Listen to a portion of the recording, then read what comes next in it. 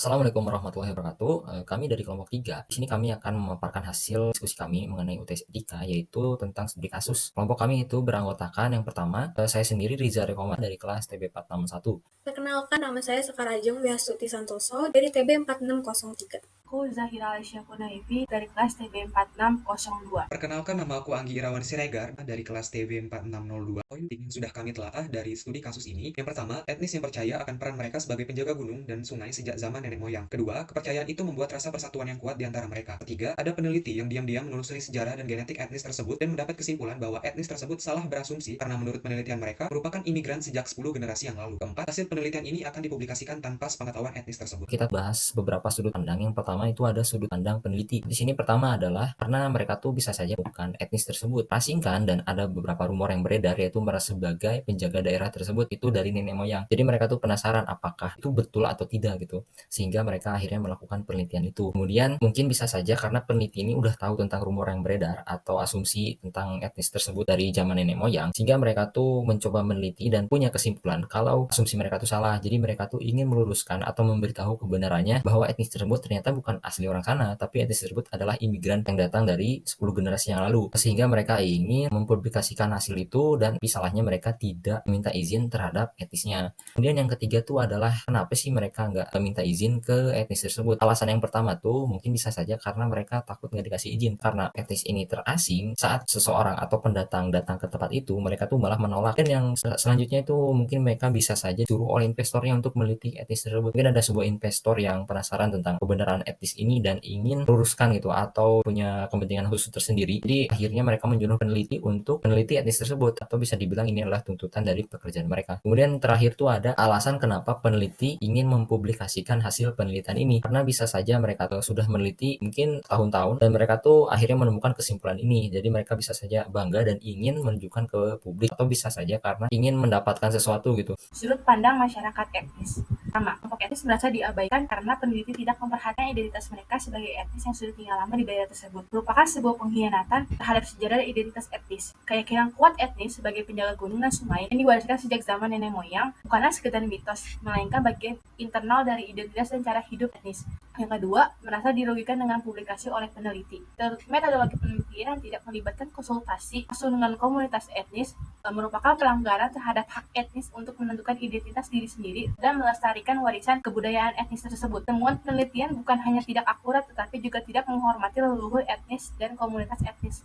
Yang ketiga, menyangkal rumor atau cerita yang beredar selama ini. Mereka ini salah. Kami atau para etnis itu mendesak para peneliti untuk mempertimbangkan kembali temuan mereka dan untuk terlibat dalam pendekatan yang lebih inklusif dan menghormati dalam memahami sejarah identitas kami. Kami memiliki hak untuk suara kami dimasukkan dalam setiap diskusi tentang identitas dan warisan budaya kami. Setelah membahas dari sudut pandang peneliti dan etnis, selanjutnya kita akan membahas dari sudut pandang komisi etik. Peneliti ini seharusnya tidak dilakukan karena melanggar etika penelitian terhadap kelompok etnis yang terasing. Namun, upaya tersebut tetap dilanjutkan, bahkan hingga tahap publikasi. Ada pula sudut pandang komisi etik dari referensi yang sudah kami cari, yaitu pelanggaran etika terjadi ketika penelitian tidak memberikan informasi yang cukup atau izin kepada etnis yang diteliti. Selain itu, kurangnya keberagaman budaya di antara peneliti atau kurangnya perhatian terhadap budaya dalam penelitian juga bisa menjadi masalah. Misalnya, menggunakan instrumen penilaian yang tidak mempertimbangkan konteks budaya atau nilai-nilai kelompok minoritas etnis dapat dianggap tidak sensitif secara budaya. Kemudian, mari kita lihat dari sudut pandang komisi etik. Dalam hal ini ada dua kemungkinan. Yang pertama, jika komisi etik menyetujui. Jadi, ada dua poin. Yang pertama, meskipun komisi etik menyatakan setuju dengan penelitian ini karena dianggap memberikan manfaat bagi banyak pihak, selain memperkenalkan budaya dalam etnis kepada masyarakat luar. Namun demikian, dampak yang merugikan bagi etnis tersebut tidak boleh diabaikan.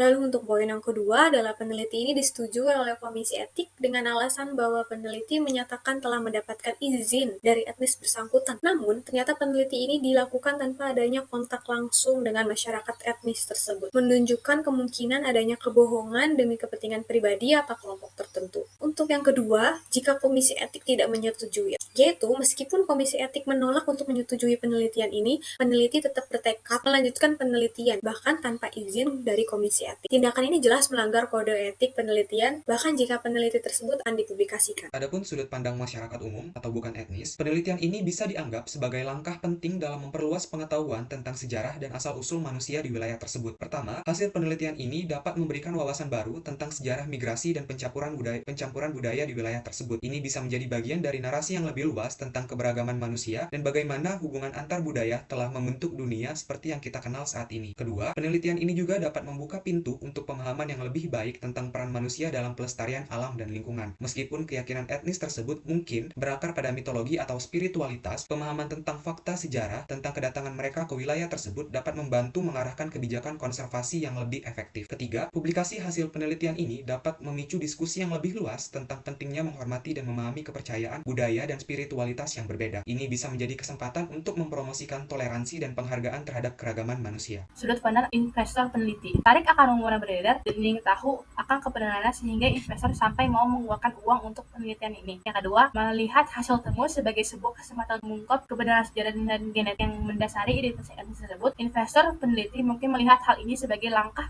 penting dalam memperluas pemahaman tentang sejarah dan migrasi manusia. Dari hasil diskusi kami, penelitian ini sudah melanggar aspek etika. Yang pertama itu adalah tujuan dari etik itu sendiri, yaitu melindungi masyarakat dari segala bentuk penyimpangan atau maupun penyalahgunaan keahlian. Jadi karena penelitian ini tidak meminta izin kepada subjek atau dalam konteks ini adalah etnisnya, jadi mereka melakukan penyalahgunaan keahlian mereka. Mungkin bisa saja keahlian dari peneliti ini kan tentang sejarah dan lain-lain gitu. Kemudian kedua adalah harusnya mereka tidak menyebarkan fakta atau data atau informasi tanpa izin. Ini jelas banget karena di kasusnya itu penelitinya tidak meminta izin kepada etnis yang bersangkutan atau subjek yang bersangkutan. Kemudian yang ketiga, di sini wajib mencantumkan semua informasi relevan yang terkait dengan pernyataan dan kesaksian termasuk tanggal kejadian. Balik lagi, karena mereka tidak meminta izin, harusnya ini tuh termasuk melanggar gitu, karena ya pertama tadi tidak meminta izin dan bisa saja tidak diberi izin oleh komisi etik, tetapi mereka tetap melanjutkan penelitian ini yang akhirnya penelitian ini bisa dibilang ilegal gitu. Kemudian yang keempat ada toleransi terhadap keragaman, yang dimana itu menghormati perbedaan etnis dan agama serta menerima perbedaan pendapat etika. Jadi di sini dalam konteks ini kan sukunya terasing. Jadi seharusnya peneliti ini bisa lebih menghormati perbedaan etnis itu. Mungkin bisa saja kalau peneliti ini malah tetap melanjutkan publikasinya, itu membuat etnis tersebut terpecah belah gitu. Dan kemudian yang kelima tuh ada bisa saja karena konflik kepentingan. Mereka tuh meneliti karena diiming-imingi oleh hadiah yang lumayan besar gitu, sehingga akhirnya penelitian ini tetap dilanjutkan. Jadi bisa saja ini mereka melanggar conflict of interest. Kemudian yang terakhir tuh ada mereka melanggar dari persetujuan etiknya itu sendiri, yaitu kepastian perlindungan pada manusia yang diikut sertakan dalam penelitian, kemudian sebagai persyaratan untuk publikasi majalah atau jurnal ilmiah nasional dan internasional. Aspek HAM yang dilanggar. Pertama, hak atas identitas budaya. Penelitian dan melakukan identitas etnis suatu kelompok tanpa konsultasi langsung dengan mereka dapat melanggar hak mereka untuk mempertahankan identitas budaya mereka sendiri. Yang kedua, hak atas partisipasi. Tanpa melibatkan masyarakat etnis dalam penelitian mengenai identitas mereka, peneliti telah melanggar hak masyarakat untuk berpartisipasi dalam proses yang mempengaruhi mereka secara langsung. Hak partisipasi ini penting dalam memastikan keadilan dan keakuratan dalam penelitian yang melibatkan suatu kelompok tertentu. Lalu yang ketiga, hak atas privasi dan kebenaran. Penelitian yang menyimpulkan suatu tentang identitas suatu kelompok tanpa konsultasi langsung dengan dapat melanggar hak privasi dan kebenaran kelompok tersebut. Hal ini berkaitan dengan hak setiap individu dan kelompok untuk diperlakukan dengan hormat dan kejujuran dalam konteks informasi yang berkaitan dengan identitas mereka. Hukum yang mendasari HAM, Undang-Undang Nomor 39 Tahun 1999 tentang Hak Asasi Manusia. Undang-undang ini memberikan dasar hukum yang kuat untuk melindungi hak asasi manusia termasuk hak seperti identitas budaya, partisipasi privasi, dan kebenaran. Kesimpulan, penting untuk mengkaji masalah dari berbagai sudut pandang agar tidak menimbulkan ketidakadilan bagi pihak yang terlibat. Hendaknya, ada 4 prinsip yang harus dipegang teguh dalam melakukan sebuah penelitian. Yang pertama, menghormati harkat dan martabat manusia. Kedua, menghormati privasi dan kerahasiaan subjek penelitian. Ketiga, keadilan dan keterbukaan. Keempat, memperhatikan manfaat dan kerugian yang ditimbulkan. Penelitian harus melakukan kontak langsung dengan etnis yang diteliti, dengan memperhatikan izin dari komisi etik yang harus tegas dan mengawasi jalannya penelitian. Peneliti harus memprioritaskan aspek etik dan hak asasi manusia yang telah ditetapkan.